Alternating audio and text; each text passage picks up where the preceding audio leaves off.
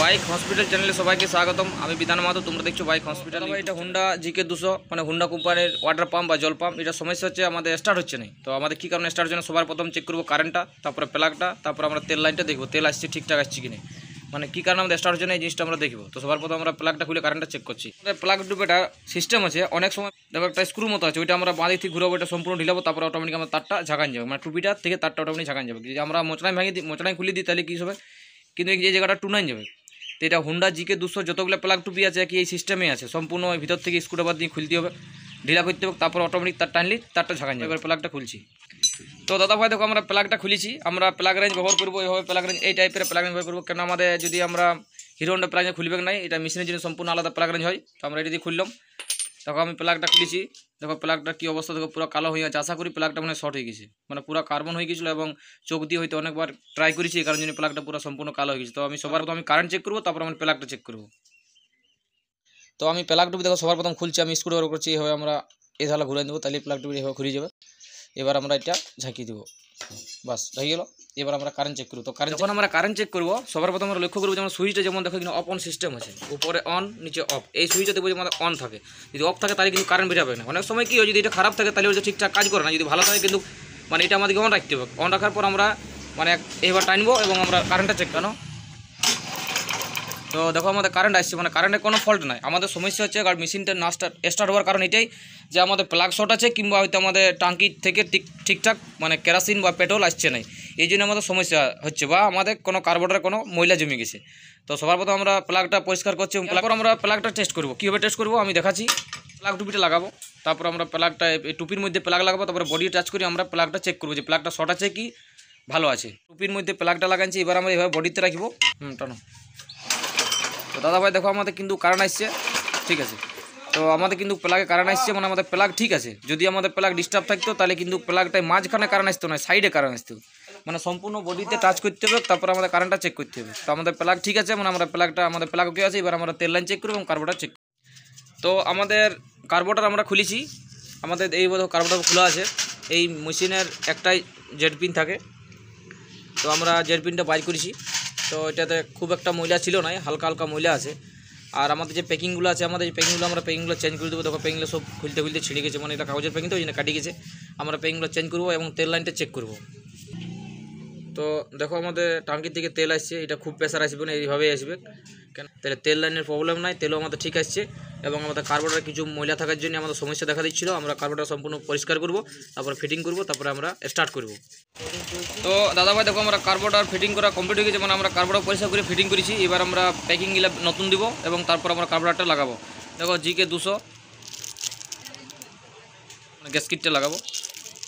তো আমরা ফিটিং করছি। দেখো এখানে আমাদের 3টা প্যাকিং আছে, একটা বাইরে থাকবে, তারপর একটা মাঝে থাকবে, একটা ভিতর থাকবে, আর একটা নিজের পাইপ ইয়ে আছে, ওয়াশার আছে। তো ওয়াশারটা ঠিক আছে, এটা আমরা লাগাবো না। এবং এটা ওরিং দিয়ে যেটা বাটিটাতে, যেটা বাটিটার ধারে ধারে যেটা লাগে, এটা ঠিক আছে, এটা আমরা লাগাবো না। ফাইবারটা আছে, এই ফাইবারটা আমরা লাগাবো।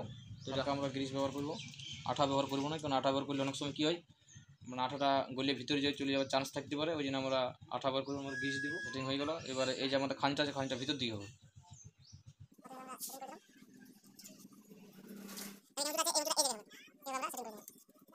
সেটিং হয়ে গেল।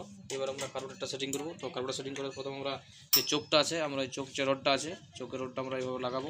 বলে স্প্রিং একটা রড আছে, স্প্রিং আছে, এটা আমাদের কোনো যে কোনো দিলে ওরা এধার লাগাতে পারি, ওধার লাগাতে পারি, কোনো অসুবিধা নেই। দু সাইডটা একই বটে। আমরা সবার প্রথমে এইভাবে এটা সেটিং করে দেবো, হয়ে গেল। এরপর তো আমরা দেখো রডটা এইভাবে সেটিং করেছি, এবার আমরা এইভাবে লাগাবো। প্রথম আমরা এই জায়গাতে নিয়ে যাবো, এবার ধরবো, তারপরে আমরা আস্তে আস্তে এটা বসাবো।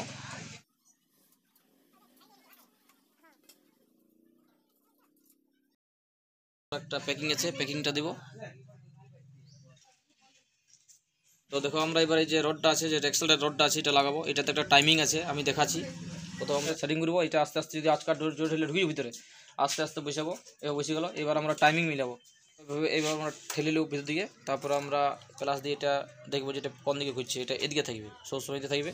এবার আমরা এইভাবে 10 নম্বর নাটটা টাইট দিয়ে দেবো,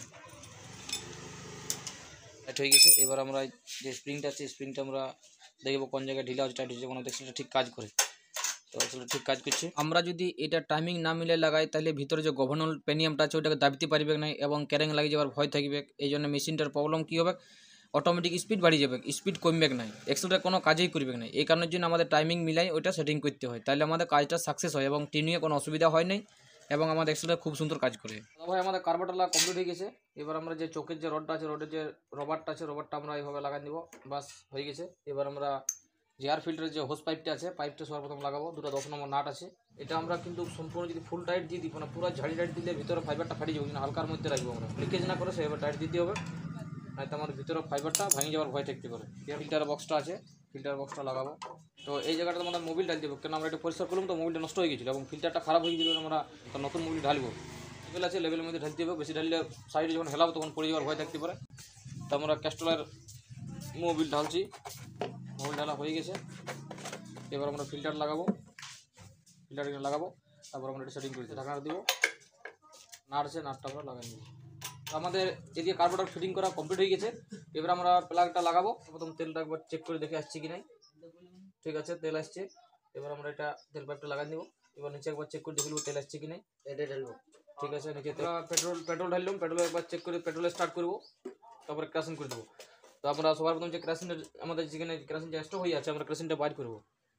দেখো তেল ডপ করা আছে, আমরা এই যে কার্বোরেটর যে কেরোসিন স্টক হয়ে আছে এটা সম্পূর্ণ বাইর করে দিলাম। এখানে স্টার্ট লেখা আছে, এটা আমরা পেট্রোল, এটা পেট্রোল হয়ে গেলো। আমরা দেখবো তেল আসছে কি নাই, ঠিক আছে তেল আসছে। এবার তেল ডপ করবো। এবার আমরা প্লাগটা লাগাবো, তারপরে মেশিনটা স্টার্ট করবো।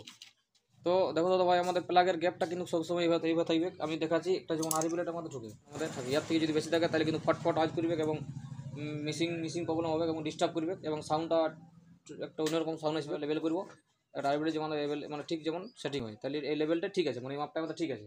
এটা আমরা প্লাগটা লাগাবো। তো আমাদের প্লাগ লাগা হয়ে গেছে। এবার আমরা মোবিলটা একবার চেক করবো কেমন আছে, তারপর আমরা মেশিন একবার স্টার্ট করবো।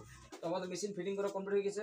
আমরা পেট্রোল দিয়েছি এবং আমরা চোখ টানছি। এবার আমরা টানি স্টার্ট করছি। আমরা এক্সট্রা দেখবো কতটা আছে, একটা মিডিয়ামে রাখবো।